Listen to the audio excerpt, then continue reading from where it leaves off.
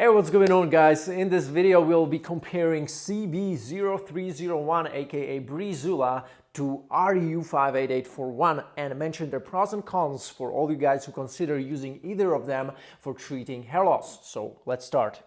This video has been brought to you by GoFiber. Enter your pictures and win a 1-year supply of GoFiber. It's easy to enter. Order a free sample, take a clear before and after pictures and send them to selfie@gofiber.com. Hey, welcome back everybody. My name is Matt and you're watching my hair loss and hair transplant related channel. So if you are new to hair loss management in general and you would like to know what could work best for my situation as far as different hair loss treatments, utilizing hair transplant to bring your natural hairline back, then make sure you check out mattdominance.com/mentoring where I can help you out exactly with that. Now let's start with the CB-03-01. What is it?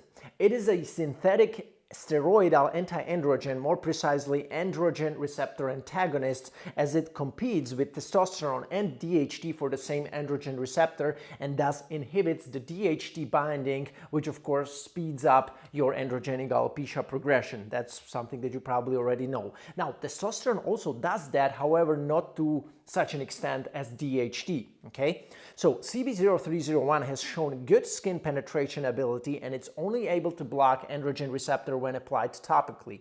Orally, it does not have any positive nor negative effects because it's being rapidly metabolized onto the inactive cortexolone, which is a substance naturally found in the body. Alright guys, now let's talk about the advantages and disadvantages of using CB-03-01 in management of androgenic alopecia. So the advantage number one would be that its systemic absorption is less than 1%, and even if the absorption occurs somehow, CB is going to be quickly metabolized into its inactive metabolite cortexolone.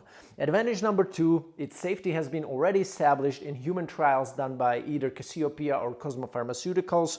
Number three, the dose response of CB-03-01 aka Breezula has been already shown in the dose ranging trials from 2.55% all the way up to 7.5%, where the 7.5% clascoterone or CB-03-01 solution has shown the best efficacy, especially if applied twice a day. That has shown better efficacy as opposed to once a day application. Interestingly, we start seeing decreasing marginal returns by target area hair count if using higher concentrations of CB-03-01.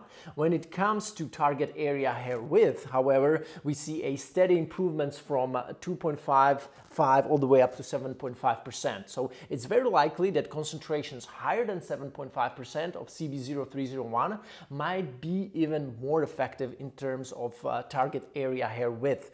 Concentrations of 10% and more, of course, haven't been observed, and hopefully they will be, but I think it's going to be very expensive if they are going to develop a solution containing 10% clascoterone or 10% CB-03-01, and this is one of the disadvantages of this solution, which I'm gonna mention right now. So as I already started, CB-03-01 comes with two main disadvantages.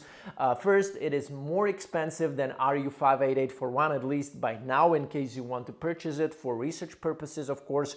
As we've seen in the dose ranging trials on Breezula, in order to get the best effectiveness from CB, it had to be applied twice a day in concentrations of 7.5%. So if you are now at home and you're like, yeah, I want to try to mix my 5% CB solution, well, if you use 1 gram of CB-03-01 powder, it will be 6 to 7 times as expensive as opposed to using 1 gram of RU58841 for mixing a 5% RU solution. Okay, so that's disadvantage number one. Now, the disadvantage number two, because not many people have tried CB-03-01, there is no established solvent to be used as a carrier for CB-03-01 in hair loss. Although CB-03-01 confirmed a pretty good solubility in a natural ethanol as well, it's still unknown how to best deliver it, when it comes down to treating hair loss.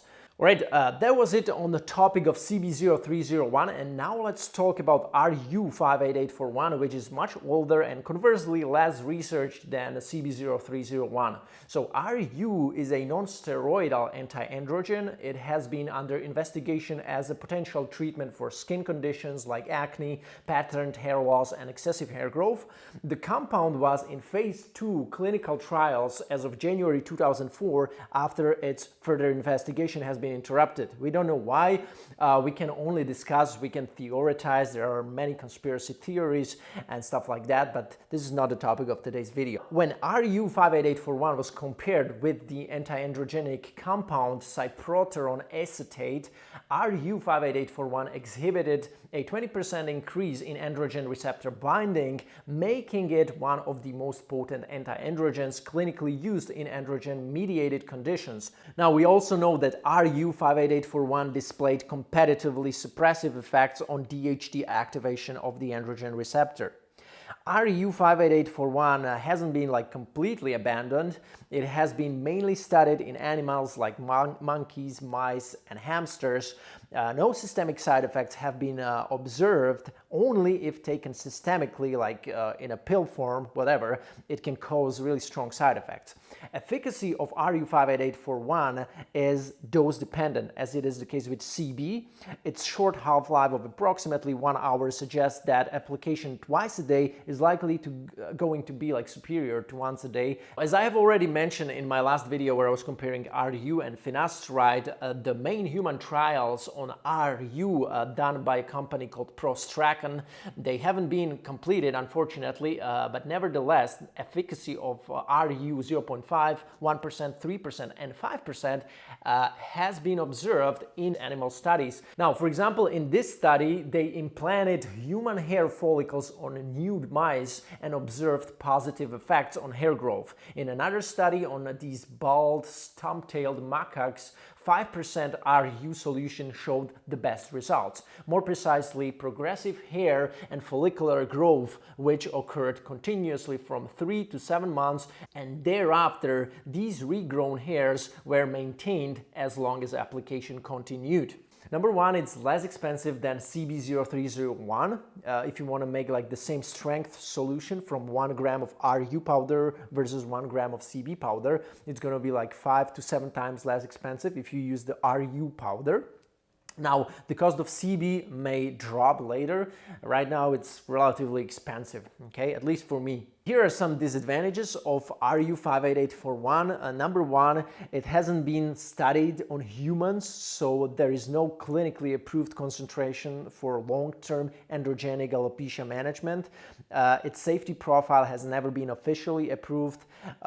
We don't know what's a safe and as well efficacious dose of RU. Now, the second disadvantage would be the side effects of RU. The systemic side effects are possible, but only if RU is also going to be used systemically. Especially its metabolite, cyanonilutamide, has shown a high anti-androgenic activity when it got in the system. Alright guys, that was it on topic of CB-03-01 and RU-58841. I hope this video helped you better understand their mechanism of action and how they could be potentially used and utilized in management of androgenic alopecia. As always, more research will be needed until we can clearly confirm which one is safer, which one is better and more efficacious. So far, CB is safer on paper. As far as efficacy, they have never been compared face to face, so we cannot tell yet, but hopefully we will know better soon. Now, for all you guys who are interested in a hair transplant and seriously considering it in 2020, you know that my channel is extensively hair transplant oriented and enables you to sign up for a one-on-one meeting with me, where I usually do the following. Number one, I review your hair situation and explain what would or would not be possible with your first or next hair transplant. Number two, I provide reliable hair transplant doctor recommendations and explain what's important to look for in an excellent hair transplant physician. Number three, I review the clinic that you either are already researching or communicating with. And number four, I provide you with further assistance after our consultation is over per email, just to make sure that you are on the right track. So that was it for this video, guys. Let me know if you have any questions. Sign up for a consultation if you are interested, and I will see you in another video. Take care.